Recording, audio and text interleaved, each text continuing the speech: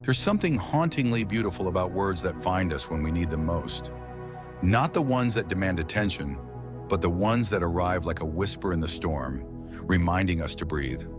There's a line that's lived in the hearts of millions for decades, not shouted, not forced, but carried softly like a prayer.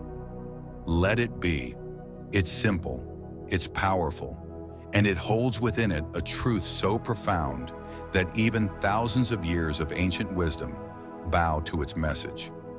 But what does it really mean, to let it be? To surrender not in defeat but in clarity. To stop grasping for what once was or chasing what could be and instead fall gently into what is? This question isn't just poetic, it's deeply practical, because every one of us, in one way or another, is walking through life carrying things we were never meant to hold. There's a moment, maybe you felt it, when the world gets too heavy, when the noise inside your head drowns out everything around you, when you're not sure if what you're carrying is heartbreak or exhaustion or both. And just when you think the weight might break you, a truth rises from somewhere deep inside. You don't have to carry it all. You can let it be. This wisdom doesn't belong to any one place or people. It lives in the space between surrender and peace. And in Buddhism, this space is where liberation begins. The Buddha didn't teach that life was easy. He didn't promise endless happiness or a path free from pain. What he gave us was something far more honest. The truth that life contains suffering.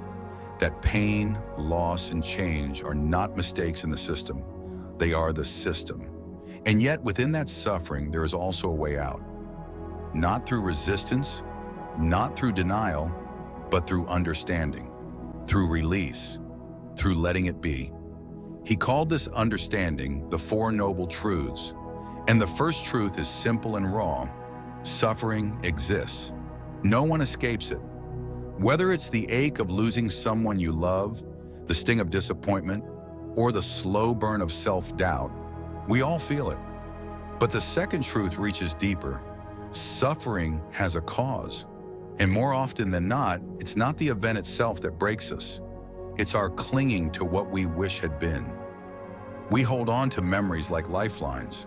We replay moments trying to change them with the mind. We resist the truth of what is because we are terrified of what it means to let go. But what if letting go isn't falling apart? What if letting go is the beginning of becoming whole? The third and fourth truths offer us that possibility. There is a way out of suffering, and that way is not hidden in mystery or reserved for saints. It's a path we walk with every breath we choose to take mindfully, a path of compassion, of awareness, of right action, of presence. It is called the Eightfold Path, and it begins not with a destination, but with a decision. The decision to stop resisting what is, because that's where suffering deepens. Not in the pain, but in the refusal to feel it. Not in the ending, but in our refusal to accept that it ended. Not in the present moment, but in our obsession with what should have been. You see it when someone loses a relationship they thought would last forever. The grief isn't only in the absence, it's in the tight grip around the memories, in the refusal to release the version of the future that no longer exists.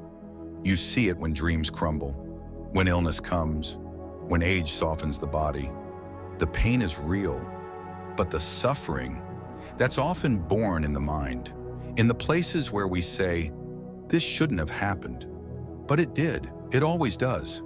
Because nothing in this world is permanent, not even us. And that truth, though heavy, is not meant to break you. It's meant to free you. Impermanence is not a punishment. It's a promise, a reminder that what hurts now will not hurt forever. The joy is fleeting, yes, but so is pain. That change is inevitable. And in that, there is hope. Because what we resist persists, but what we allow begins to move. Like a river that flows not because it fights the current, but because it surrenders to it. Let it be isn't a call to give up. It's a call to give in to the rhythm of life that has always been guiding us, even when we couldn't hear it over the chaos in our heads. There's a story told often in Buddhist circles. Imagine you're in a dark room. You try to fight the darkness, punch it, yell at it, beg it to leave, but it remains. Until you stop, reach for the switch, and turn on the light. The darkness was never your enemy. It was simply the absence of clarity. And that's what recognition does. It doesn't fix everything, but it helps you see. And once you see, you begin to understand. And once you understand, you begin to let go. So what does it mean to let it be?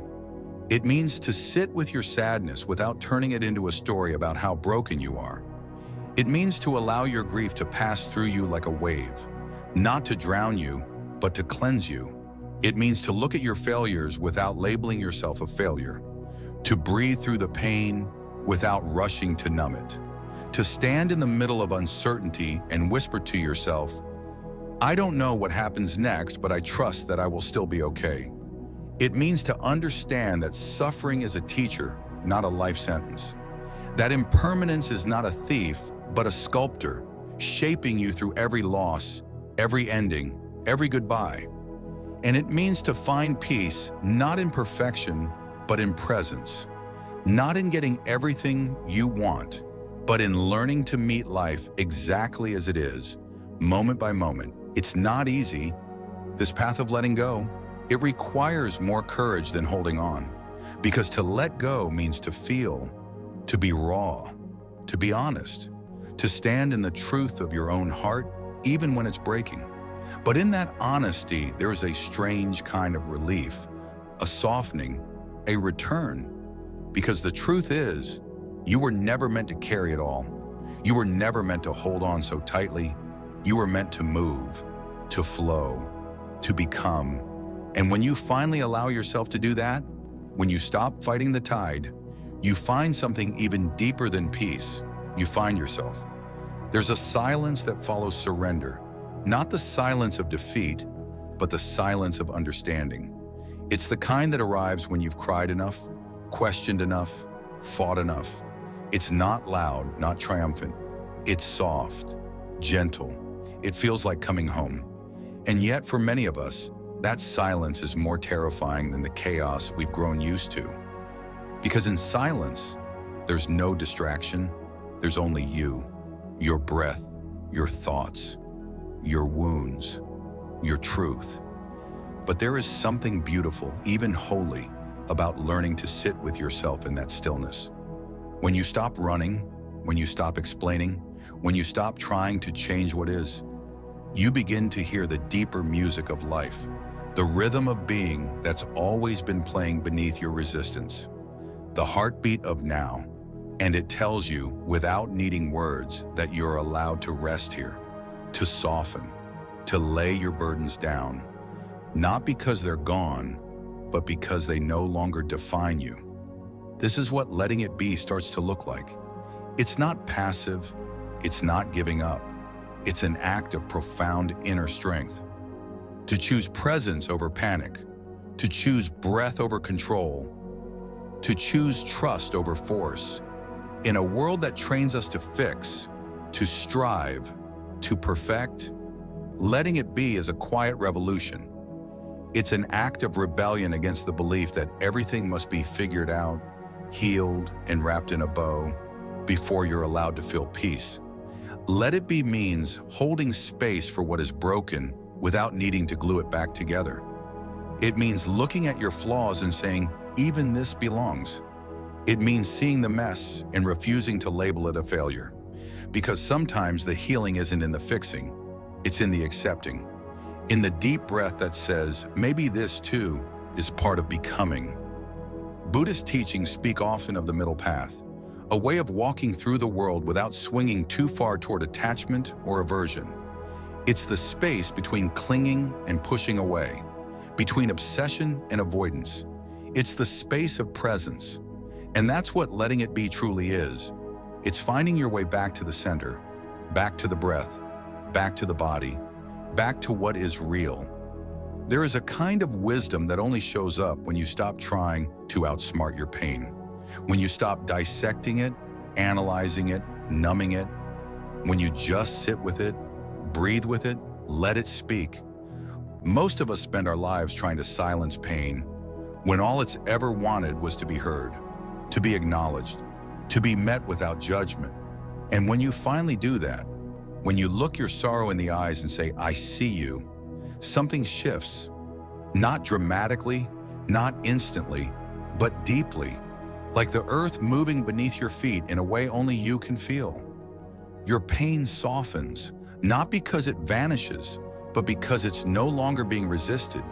And resistance is what gives pain its sharpest edges. There's a story told in Buddhist psychology about the two arrows. The first arrow is the pain itself, the breakup, the loss, the betrayal, the illness. The second arrow is the story we attach to it, the mental narrative we build. This shouldn't have happened. It's all my fault. I'll never be okay again. The second arrow is what causes the suffering. And the beautiful thing is, you may not be able to control the first arrow, but the second one, that's in your hands. Letting it be means putting down the second arrow. It means refusing to stab yourself over and over with stories that only deepen the wound. It means allowing yourself to feel the sting of life without turning it into a life sentence. And this changes everything, because you begin to understand that your power doesn't come from controlling life. It comes from learning how to respond to it with breath, with grace, with kindness, with the quiet strength of someone who no longer needs certainty to feel safe. Letting it be doesn't mean you stop dreaming or hoping or growing. It means you stop forcing. You stop needing everything to happen on your timeline. You begin to trust that what is unfolding is not random, that there is intelligence in the mystery, that just because you can't see the purpose yet doesn't mean there isn't one. Think of the way nature moves. The seasons don't rush. The trees don't fight winter. The rivers don't resist the banks. There's a rhythm to it all, a surrender that is not passive but wise. Nature trusts the process, and maybe it's time we learn to do the same. There's a stillness that lives in the center of every storm, a place where the winds are howling around you, but within you there's calm. That place is presence. That place is letting it be. You can live in the middle of uncertainty and still be grounded. You can face the unknown without collapsing. You can hold grief in one hand and gratitude in the other. Because you are not your circumstances. You are the awareness within them, the presence that watches, that feels, that breathes. And presence, no matter how fragile it may feel, is the most powerful thing you have. Letting it be is not a retreat, it's a return to yourself, to the part of you that knows how to be still, that knows how to listen, that knows that even the hardest days will pass, that the light doesn't always arrive with noise. Sometimes it slips in quietly through the cracks of a weary heart that finally stopped trying to hold everything together. And in that stillness, in that letting go, something sacred happens. You begin to feel not just peace, but grace, the kind that can't be explained, only experienced. The kind that says, you're allowed to be here exactly as you are. No fixing, no striving, no explaining, just being.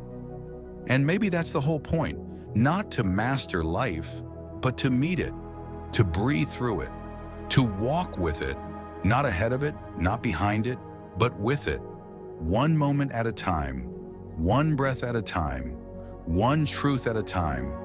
You don't have to have it all figured out. You just have to be willing to show up, fully, honestly, softly, and let it be. Some truths don't shout their arrival. They just settle into your bones like they've been there all along. You don't always notice the exact moment it happens, but one day you feel different, lighter, quieter, not because the chaos outside has disappeared, but because something inside of you has softened. It's the moment you realize that peace isn't something you find. It's something you allow. And more often than not, it's been waiting for you behind everything you've tried so hard to control. Letting it be begins in the smallest moments, the moments where you pause instead of react, where you exhale instead of explain, where you choose presence over performance. Not because you've given up, but because you finally learned that presence is not passivity, it's clarity. And with clarity comes freedom. There's a freedom that exists on the other side of letting go. Not the kind that comes from escaping life, but the kind that comes from finally living it without armor. The kind that no longer needs to control every outcome to feel safe. The kind that knows I can be okay even when things aren't. So much of suffering is born in the space between how life is and how we think it should be. We carry these unspoken agreements, beliefs that whisper, it should have lasted, or they should have stayed, or this should feel different. But life doesn't bend to our expectations. It moves in its own rhythm. And when we try to fight that rhythm, we exhaust ourselves. We wear down the soul trying to force the world to be what we imagined instead of what it is. Letting it be doesn't mean you don't care. It means you've stopped trying to micromanage the divine. It means you're learning to trust the wisdom in the unfolding, even when you don't understand it, even when it hurts. That kind of trust is not naive. It's earned. It's built breath by breath, surrender by surrender, over thousands of quiet moments where you've seen life fall apart and come together again in ways you never could have scripted. It's the trust that says, I may not like this.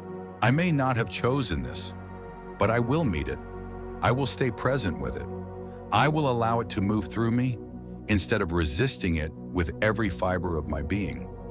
Because pain, when resisted, multiplies, but pain, when welcomed, transforms.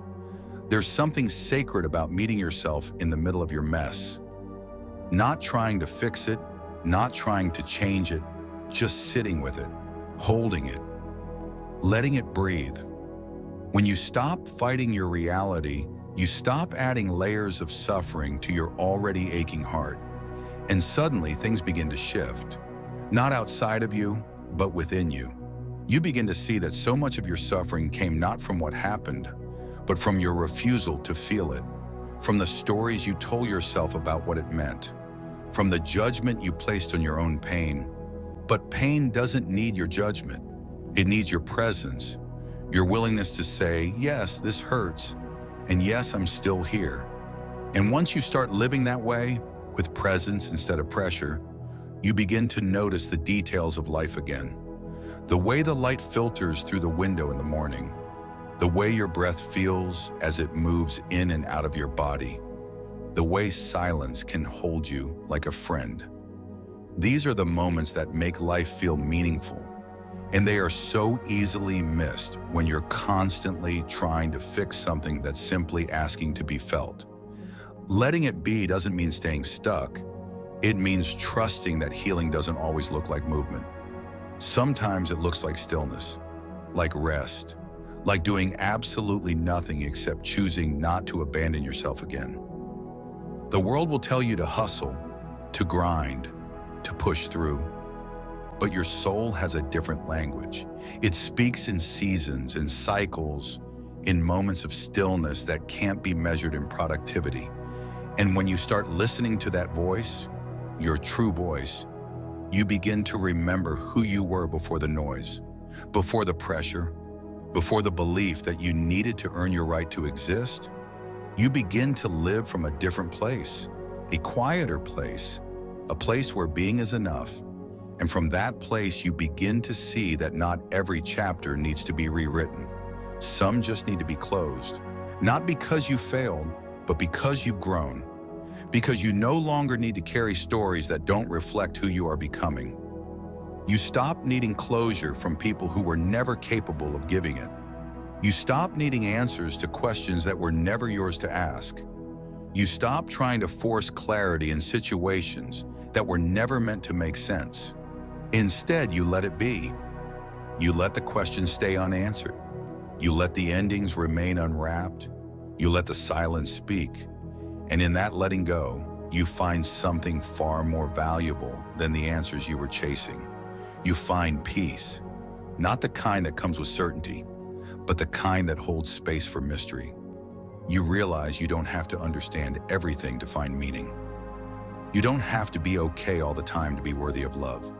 You don't have to know what comes next to trust where you are. All you have to do is stay. Stay with yourself, stay with your breath, stay with the truth that even now, in this very moment, you are enough. Not when you heal, not when you arrive. Now, exactly as you are. And maybe that's what letting it be really means. Not that you stop caring, but that you stop carrying what was never yours to begin with. You let go of the weight and you come home to yourself. It's strange how tightly we hold on to things that were never ours to keep. Stories we outgrew, relationships that no longer see us, identities that feel more like cages than homes. But we cling to them, not because they nourish us, but because they're familiar, because they remind us of who we were before we knew better. Because letting go doesn't just mean releasing what's outside of us. It means releasing parts of ourselves that were once rooted in survival. And survival runs deep. It wraps itself around the nervous system. It teaches us to hold on long after something has stopped serving us. It tells us, don't let go. You won't survive without this. But here's the truth. You've already survived so much. You've already released pieces of your past that once defined you. You've already walked away from moments you thought would break you. And still, here you are, breathing, becoming. Letting it be isn't just a mantra, it's a practice. A daily devotion to softening your grip, to loosening the tension in your chest, to breathing through the urge to fix what's never asked for your control. It's not passive, it's intentional. It requires trust, courage, and a willingness to meet the present moment with compassion instead of critique. Because there's a voice inside you, a tender one, often buried beneath all the noise, that has been whispering this truth all along. You are allowed to feel without fixing. You are allowed to sit without solving. You are allowed to be without becoming. But that kind of allowance is radical in a world obsessed with change. We're taught that peace is on the other side of effort, that healing requires force, that growth must be measurable. But what if peace lives not in movement, but in stillness? What if healing is less about action and more about acceptance? What if the most courageous thing you could do today is to stop trying to become someone else and instead embrace who you already are? This is what letting it be begins to feel like leaning back into the arms of the universe, even when you don't understand the plan, like trusting the unfolding, even when it's not moving at your pace, like saying to life, I may not get it, but I'm here for it. I'll meet you moment by moment without forcing you into my image of what should be. And in that meeting, you discover a new kind of strength, a quiet, unshakable kind. Not the kind that flexes or roars, but the kind that endures. The kind that says, I can be with this exactly as it is. That's not giving up. That's rising up within yourself. Because some days the most spiritual thing you can do is nothing. To sit in the middle of your mess, your ache, your longing, and simply not abandon yourself. To stop trying to rewrite the script and instead listen to it. What is this moment trying to teach me? What have I been running from? What part of me is still asking to be seen? When you ask those questions without urgency, something opens. And from that opening, truth rises, not as answers, but as presence, as peace, as clarity that has nothing to do with logic and everything to do with embodiment. This is the wisdom the mystics and monks have whispered for centuries. Everything you seek is already here, beneath your resistance, beneath your need to control, beneath the story that says you must do more, be more, fix more. There's nothing wrong with wanting to grow. Growth is natural, but growth, when forced, becomes a performance. And what your soul longs for is not performance. It's integration, a weaving together of every version of you that's existed. The tender one, the broken one, the fierce one, the one who's afraid, the one who still dares to hope. Letting it be means creating space for all of them, not picking and choosing who gets to stay, not editing the parts of you that are hard to love, but allowing all of you to take a seat at the table and trusting that nothing within you is here by accident. Even your resistance is sacred. Even your doubt is holy. Even your longing is a teacher. When you stop fighting yourself, you begin to understand that every part of you has a purpose, that even the messy parts are part of the mosaic, that your life is not meant to be clean or controlled. It's meant to be lived fully, honestly, with grace. Grace doesn't ask you to be perfect. It asks you to be present. It asks you to stay, even when it's hard, especially when it's hard, because letting it be is not about ease. It's about intimacy with yourself, with the world, with the truth that sometimes the most powerful transformation happens not when you change, but when you stop trying to. And in that stillness, life begins to speak through a quiet morning, through a deep breath, through the tears you finally let fall without shame, through the silence you no longer need to fill. You begin to notice how much beauty was waiting for you when you stopped running, when you stopped pushing, when you stopped demanding answers. You begin to see that peace was never somewhere else. It was always here, in the space between one breath and the next. And that space, that's where everything sacred lives. That's where you meet yourself again. Not the version that's striving, not the version that's perfect, but the version that's real, the version that knows deep down that life doesn't need your control. It only needs your presence. And once you give it that, you'll begin to see that letting it be isn't an end. It's a beginning, a doorway into something deeper, something freer, something that sounds like your own voice, finally singing in harmony with the rhythm of now. There comes a moment in life, not always grand or loud, but unmistakable, when something inside you quietly declares, I can't keep living like this. It's not a breakdown. It's not a collapse. It's clarity. A sacred moment when you realize that the pace you've been running, the standards you've been upholding, the image you've been protecting, it's all too heavy, too tight, too far from who you truly are. And in that moment, the question isn't, how do I fix this? It's, what if I stop trying so hard to make it all okay? Letting it be begins here, in the moment where the hustle of healing softens, where you realize you've been so busy trying to become that you've forgotten how to just be. Be human, be messy, be unknowing, be tender, be present. And being present, as simple as it sounds, becomes the most radical thing you've done in a long time. You start to notice the absurdity of the standards you've been carrying, how you were told to smile through pain, to bounce back from loss, to hold it together while everything was falling apart inside. You remember the moments where you answered, I'm fine, when what you really wanted was to say, I don't know how to do this anymore.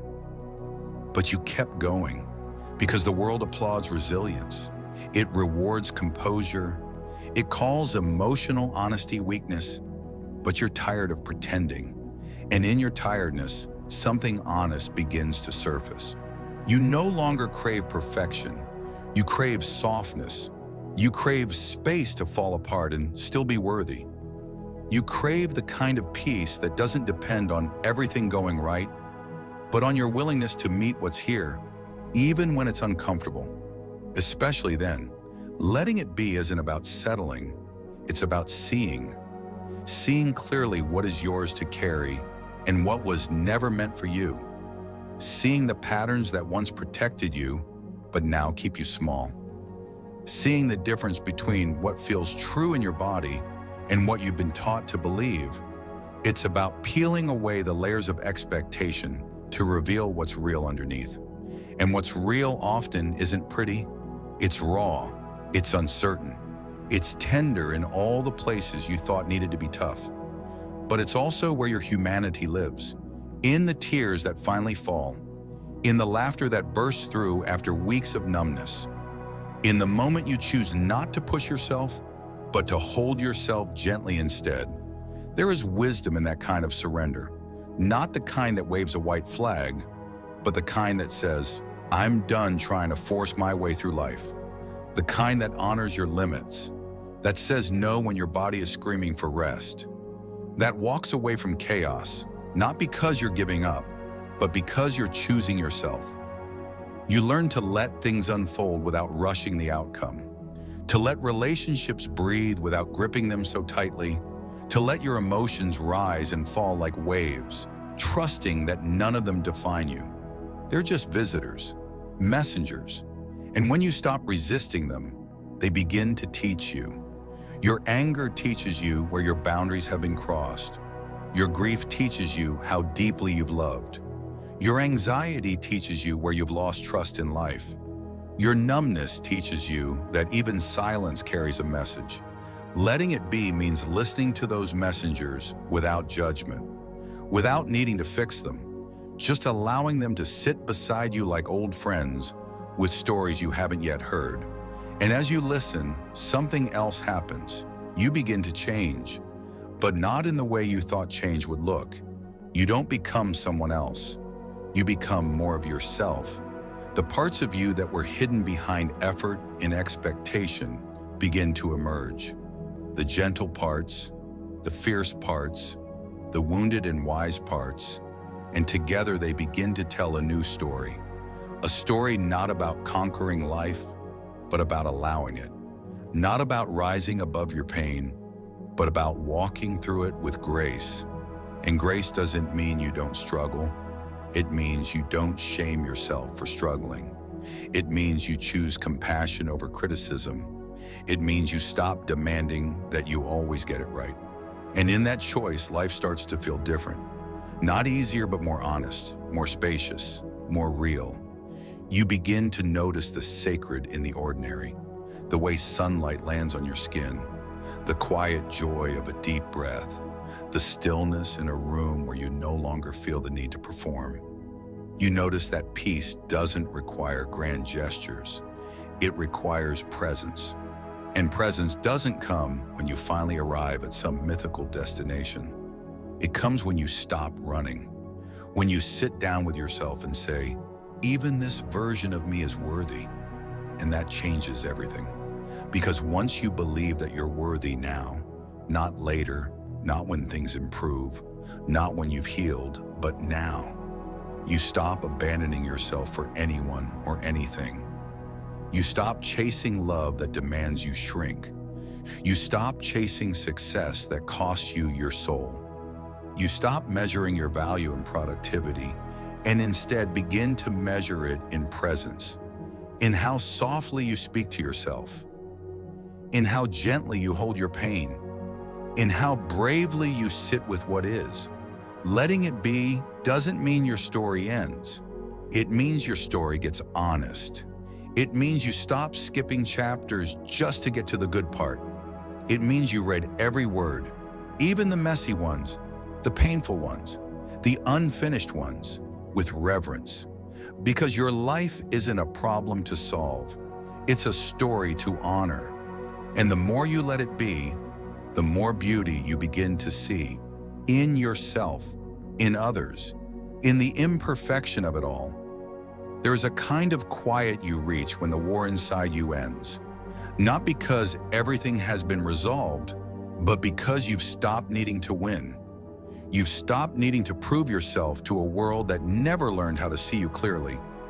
You've stopped needing to chase healing like a prize, as if your worth depended on your progress. Instead, you breathe, you soften, you finally allow yourself to rest. And in that rest, you realize something sacred. Peace was never outside of you. It was waiting for you to stop running. Letting it be begins to feel like this, like standing still long enough to feel the earth hold you, like watching a wave rise and fall without needing to control the tide, like finally sitting with your own heart. Imagine a society shaped by these principles, not driven by fear, but by curiosity, not addicted to consumption, but rooted in care, not blinded by ego, but awakened by empathy. Einstein believed such a society was possible, but only if individuals chose it, only if each of us, in our own quiet way, decided to live not from reaction, but from reflection. He once said, "A calm and modest life brings more happiness than the pursuit of success combined with constant restlessness." That is not a quote for textbooks. It is a prescription for our time, a call to step out of the race and into reality, to redefine what success looks like, to remember that we were never meant to run endlessly. We were meant to feel, to connect, to be. In this way, his teachings are less about theory and more about rhythm, the rhythm of slowing down, the rhythm of noticing, the rhythm of living with open eyes and an open heart. And in embracing that rhythm, we begin to echo the wisdom of every sage who has ever touched the truth and turned back with a smile. Because the truth is always gentle, always simple, always whole. And so, in every moment you choose presence over distraction, you walk with Einstein. In every act of compassion, you echo the Buddha.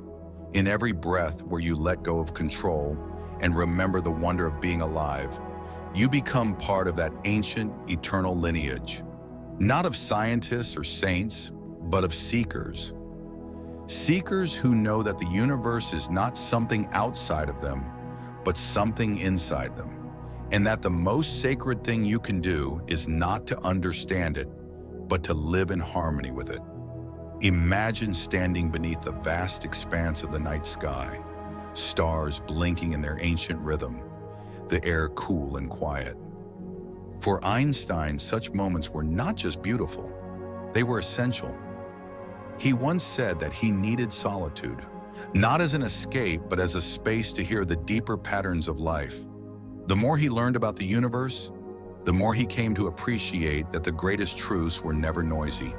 They arrived softly like starlight, and in that silence he saw that understanding and peace were not separate.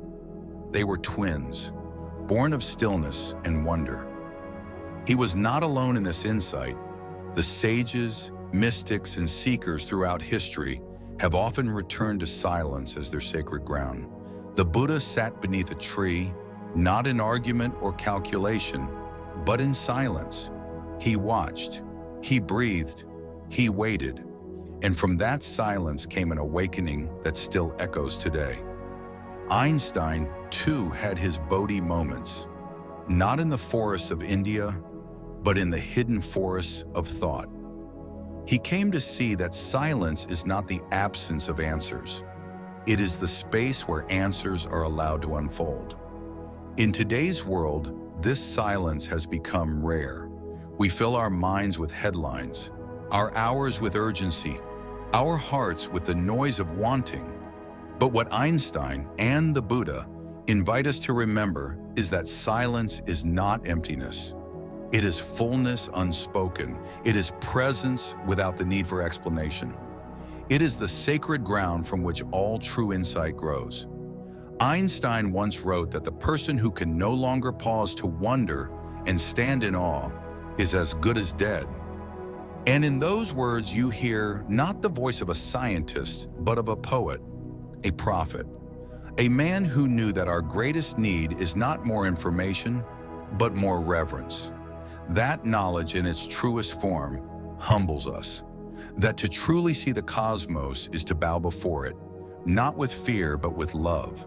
He found that love not only in galaxies, but in gestures, in the quiet dignity of a kind person, in the laughter of a child, in the unwavering loyalty of a dog. He believed in the sanctity of small things, in the holiness of the human heart. And though he often spoke of laws and theories, what lingered in his voice was tenderness. He wasn't trying to conquer the universe. He was trying to understand his place in it. And through that understanding, he found compassion. That's what makes his story so timeless. Not the brilliance of his discoveries, but the softness of his becoming. He showed us that awakening isn't just for mystics, it's for all of us, for the teacher standing before a tired classroom, for the parent washing dishes after a long day, for the stranger who holds the door a second longer. Every moment, he believed, is a chance to align with truth, not a distant, abstract truth, but the one found in kindness, in patience, in presence. He often reflected on what he called the moral compass. He believed that each person carries within them an innate sense of rightness, not dictated by religion or law, but by clarity. And this compass, he said, can only be heard when we quiet the noise, when we stop chasing approval and begin listening to that small, still voice within. This is the same compass the Buddha spoke of when he urged his followers not to believe something simply because he said it, but to test it against their own experience. To walk the path not blindly, zrenya, but mindfully. And in this way, both men remind us of a profound truth, that the universe doesn't ask for belief, it invites attention. That the sacred is not a place or a creed, but a way of seeing, of noticing the miracle in the mundane, of recognizing that every breath, every moment, every life is woven into something vast, intelligent, and ultimately loving. Einstein came to see love as a force, not just an emotion, but a fundamental expression of reality. He once wrote that if he had to describe the universe in one word, it would be love. Not sentimental love, not possessive love, but the love that connects and includes, the love that sees no other, the love that underlies all creation. This was not a scientific conclusion. It was a human realization, and it came not through equations, but through living. He looked at the pain in the world and didn't turn away. He saw war, division, inequality, and he named them for what they were, symptoms of disconnection. And again, he returned to the same prescription: compassion, not as charity, but as clarity. Because once you see that nothing exists independently, harming another becomes unthinkable. Once you feel the truth of inner being, generosity is no longer virtue, it's sanity. This is where his life becomes not just instructive, but transformative. He didn't give us rules. He gave us a mirror. And in that mirror, we're invited to see ourselves not as isolated beings, but as integral notes in a cosmic symphony. What we think, what we feel, what we do, it matters. It ripples. It reaches. Just like the flutter of a butterfly's wings, our choices echo across the web of life. And so, the question he leaves us with is not what do you know, but how do you live? Not what have you built, but what have you loved? Not how high have you climbed, but how deep have you seen? This is not just Einstein's story, it is humanity's story. It is the story of waking up from illusion, of remembering who we are, of recognizing that intelligence without compassion is hollow, and compassion without understanding is fragile. Only when the two walk together, like breath and body, like light and time, do we truly begin to evolve. In his quiet way, he lived this truth. In every letter he wrote with care. In every question he asked with humility. In every truth he spoke with courage. He didn't claim enlightenment, but he lived aligned with the rhythm of the stars, with the breath of the earth, with the silent whisper of the heart. And in doing so, he lit a path for all of us. Not a path of perfection, but of presence. Not a path of escape, but of embrace. It's often said that when someone truly understands the universe, they become quieter, gentler. The sharp edges of certainty dissolve, and in their place, a tenderness emerges. A reverence for mystery, a patience with unknowing, a deep kindness for everything that lives. This is the kind of presence Albert Einstein carried in the final chapters of his life. Not because he had solved the grand equation of existence, but because he had let go of the need to. He no longer chased answers the way he once had. Instead, he listened to the wind rustling the trees outside his home, to the letters from strangers who poured their hearts out to him, to the sound of his own breath in the still moments of solitude. There was a grace to his later years that no award or theory could explain, a quiet knowing that everything he had searched for in the stars had been, in some way, within him all along. He had become less interested in being right and more devoted to being real. And what's more real than love, than simplicity, than presence? Einstein once wrote, "Peace cannot be kept by force, it can only be achieved by understanding." He wasn't just speaking about nations, he was speaking about hearts, about how we treat ourselves, about how we soften in the face of pain, how we hold others in their moments of fear, how we meet conflict not with domination, but with compassion. This is not weakness, it's wisdom.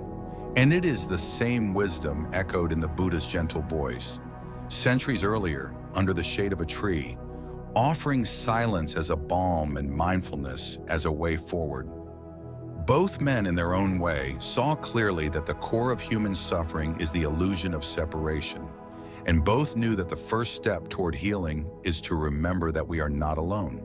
Einstein saw it in physics, in the dance between particles that could not be untangled from one another, in the strange truth that space and time are not containers, but relationships.